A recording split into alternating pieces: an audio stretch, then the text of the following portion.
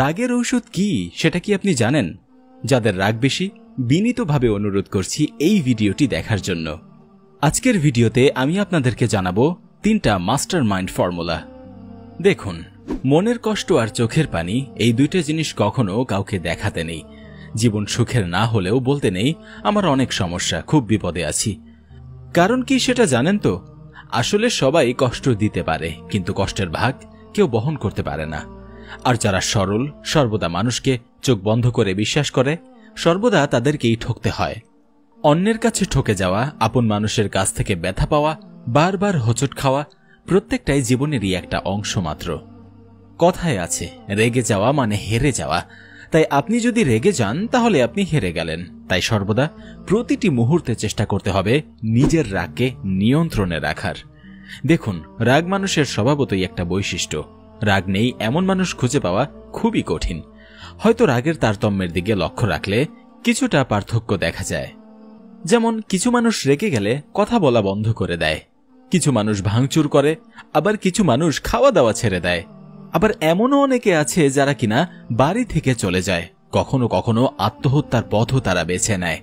কিন্তু একটা প্রকৃত সত্য কথা হচ্ছে, রাগের সময় নেওয়া মানুষের প্রতিটি পদক্ষেপ ভুল হয়। এজন্য মাত্রাতিরিক্ত রাগ মানুষের মানসিক ও শারীরিক উভয়ের জন্য বেশ ক্ষতিকর। এ পর্যন্ত রাগ নিয়ে এমন কিছু চোখে পড়েনি যেটা মানুষের জন্য কল্যাণ বয়ে এনেছে, বরং রাগ বরাবরই মানুষের ক্ষতি ছাড়া কোনো ক্রমেই ভালো কিছু বয়ে আনতে পারেনি। তাই আমাদের প্রত্যেকের যথাসম্ভব নিজের রাগকে দমন করা জরুরি। তাছাড়াও অতিরিক্ত রাগী মানুষকে স্বয়ং আল্লাহ তাআলাও পছন্দ করেন না। একদা এক সাহাবী হযরত মুহাম্মদ সাল্লাল্লাহু আলাইহি ওয়াসাল্লামের কাছে এসে বললেন, ইয়া রাসূলুল্লাহ, আমাকে অল্প কথায় কিছু নসিহত করুন। তখন মহানবী সাল্লাল্লাহু আলাইহি ওয়াসাল্লাম বললেন, রাগ বর্জন করো। সাহাবীরা কয়েকবার বললেন, আরো নসিহত করুন। আর এই প্রত্যেকটি বারই রাসূল সাল্লাল্লাহু আলাইহি ওয়াসাল্লাম বললেন, রাগ বর্জন করো। বুখারী শরীফ। সুতরাং এই হাদিসের পরিপ্রেক্ষিতে এটা সুস্পষ্ট যে রাগ আমাদের জন্য কতটা ভয়াবহ। আবার রাগ নিয়ে জ্ঞানীরা বলেছেন, রাগ হলো বারুদের গুদামের মতো। আগুনের স্ফুলিঙ্গের ছোঁয়ায় সবকিছু ধ্বংস করে দিতে পারে এই রাগ।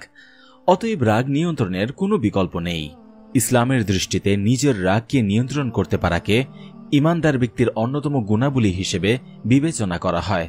আবার একদা আবু দারদা রাদিয়াল্লাহু তাআলা আনহু মহানবী সাল্লাল্লাহু আলাইহি ওয়াসাল্লামকে বলেন, হে নবী, আমাকে এমন একটি কর্ম শিখিয়ে দিন যা আমাকে জান্নাতে প্রবেশ করাবে। তখন তার প্রতি উত্তরে রাসূল সাল্লাল্লাহু আলাইহি ওয়াসাল্লাম বললেন, তুমি একদমই রাগ করবে না, ফলে এটাই হবে তোমার জন্য জান্নাত। আবার কুরআনুল কারিমে জান্নাতি মুমিনদের পরিচয় আল্লাহ তাআলা বলেছেন, তারা ক্রোধ নিয়ন্ত্রণ করে এবং মানুষদেরকে ক্ষমা করে। সূরা আল ইমরান আয়াত 134।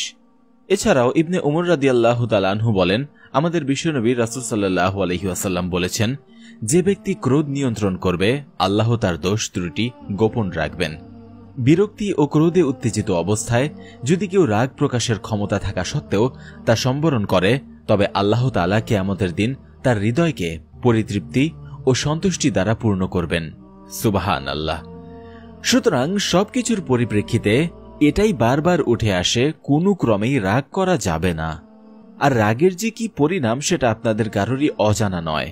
রাগে প্রচুর ক্ষতি হয়, যেমন আত্মীয় স্বজন এবং নিজের খুব কাছের মানুষের সাথে সম্পর্ক নষ্ট হয়, পারিবারিক জীবনে অশান্তির সৃষ্টি হয়, ভাই বোনের সম্পর্কে ফাটল ধরে, অতিরিক্ত রাগের কারণে ভাঙচুর করা হয়, ফলে আসবাবপত্রের ক্ষতি হয়, শারীরিক অসুস্থতা দেখা দেয়, মানসিক সমস্যার সৃষ্টি হয়, ঈমান নষ্ট হয়ে যায়, সমাজের দৃষ্টিতে তাকে খারাপ হিসেবে গণ্য করা হয়, আর স্বয়ং আল্লাহ তাআলা এতে অত্যন্ত অসন্তুষ্ট হন।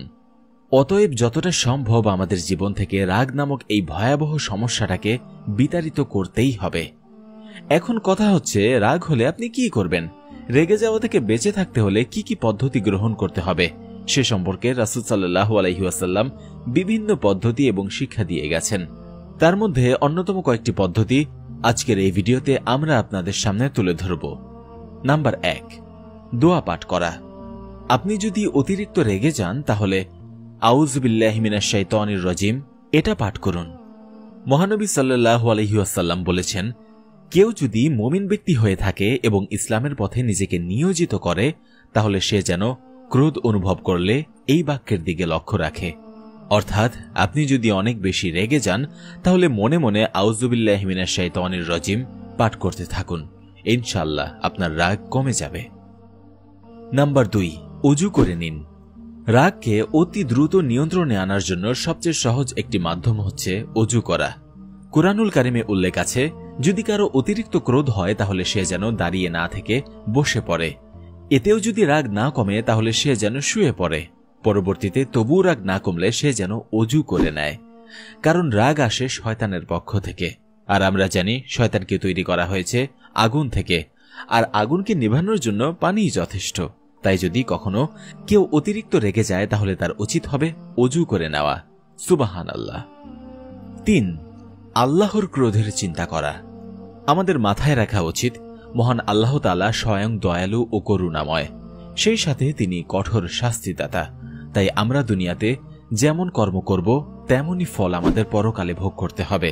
আর পরকালে আল্লাহর ক্রোধ ও শাস্তির কথা যদি আমরা বারবার মাথায় চিন্তা করি তাহলে আপনা আপনি ভিতর থেকে রাগ কমে আসবে।